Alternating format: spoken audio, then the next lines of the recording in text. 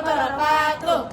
Perkenalkan, kami dari kelompok 6 yang beranggotakan saya sendiri Kamelia Putri. Saya Lutfi Putri Anggraini dari Damna Nunajaah. Ya di sini jadi kami akan menjelaskan tentang materi KBK atau kurikulum berbasis kompetensi. Nah, untuk materi yang pertama akan dibacakan oleh Mbak Nida.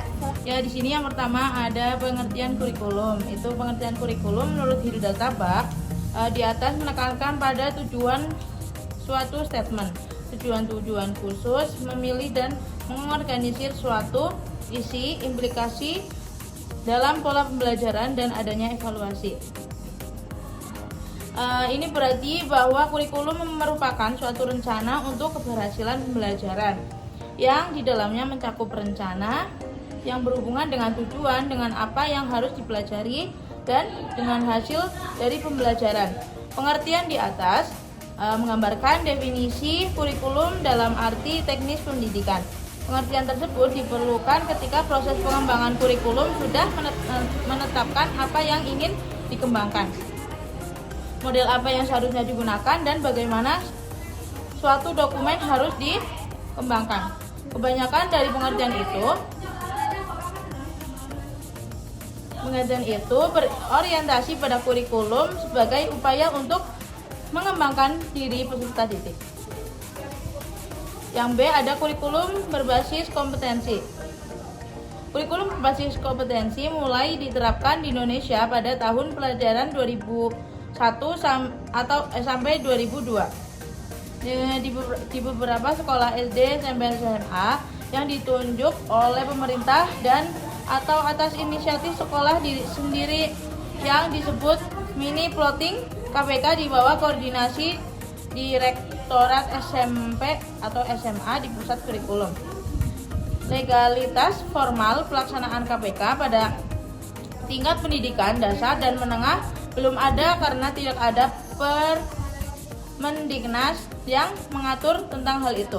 Meskipun demikian, landasan hukum untuk menyelenggarakan KBK bisa mengacu pada Nomor 25 Tahun 2000 tentang otonomi daerah bidang pendidikan dan kebudayaan, yaitu pemerintah memiliki wewenang menetapkan 1. Standar kompetensi siswa dan warga belajar serta pengaturan kurikulum nasional dan penilaian hasil belajar secara nasional serta pedoman pelaksanaannya, dan yang kedua adalah standar materi pelajaran pokok. Yang C yaitu perbandingan KPK dalam kurikulum 1994. Perbedaan mendasar antara kurikulum 1994 dengan KPK seperti tertera dalam buku pengelolaan kurikulum di tingkat sekolah. Terletak pada penguasaan kompetensi, yakni merupakan gabungan pengetahuan, keterampilan, sikap dan nilai-nilai yang diwujudkan dalam kebiasaan berpikir dan bertindak yang dilakukan secara konsisten. Sedangkan kurikulum 1994 meskipun telah menggabungkan ketiga ranah tersebut, tetapi ketiganya belum nampak dilakukan secara bersama-sama dan menjadi kebiasaan berpikir dan bertindak, apalagi kebiasaan yang dilakukan secara konsisten. Jadi perbedaan utama keduanya adalah menekankan pada kompetensi dan latihan kompetensi yang dilakukan secara terus-menerus serta pembiasaan dalam kehidupan sehari-hari. Selanjutnya ada perbedaan dan persamaan. Persamaannya yaitu yang pertama, pendidikan dasar 9 tahun, yang kedua, penekanan pada kemampuan membaca, menulis, dan berhitung. Yang ketiga, konsep-konsep dan materi pokok pada setiap mata pelajaran untuk mencapai kompetensi. Yang keempat yaitu alokasi waktu setiap jam pelajaran tetap 45 menit untuk SMP atau MI. Yang kelima, menekankan pada kemampuan membaca, menulis, dan berhitung. Dan untuk perbedaannya yaitu yang pertama, memperdayakan sekolah dan daerah memuat standar kompetensi, kegiatan, pembiasaan perilaku, terintegrasi dan terprogram. Yang ketiga, pengenalan mata pelajaran TIK. Yang keempat, penilaian berbasis kelas atau PBK. Yang kelima yaitu pendekatan tematik di kelas 1 dan 2 STMI. Ya, untuk materi selanjutnya ada komponen utama kurikulum berbasis komputer. Kurikulum berbasis komputer ini merupakan kerangka inti yang memiliki capaian komponen dasar yaitu kurikulum dan cara belajar, penilaian berbasis kelas, kegiatan belajar mengajar, dan pengelolaan kurikulum berbasis sekolah. Secara skematis itu ada 5. Yang pertama itu ada kurikulum dan hasil belajar, yang kedua ada penilaian berbasis kelas, yang ketiga ada kurikulum berbasis kompetensi, yang keempat ada kegiatan belajar mengajar, dan yang terakhir ada penggunaan kurikulum berbasis sekolah.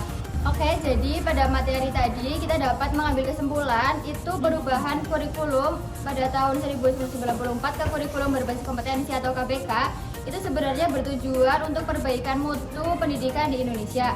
Mengingat dalam KBK ini berorientasi pada pemberian keterampilan dan keahlian bertahan hidup dalam perubahan, pertentangan, dan ketidakmenentuan atau ketidakpastian dan kesulitan dalam kehidupan. Dengan kata lain, bagaimana aplikasi materi pembelajaran dalam kehidupan sehari-hari itu dapat beradaptasi ke peserta didik. Sekian pemaparan materi dari kelompok 6 ini. Apabila ada kurangnya mohon dimaafkan. Sekian, terima kasih. Wassalamualaikum warahmatullahi wabarakatuh.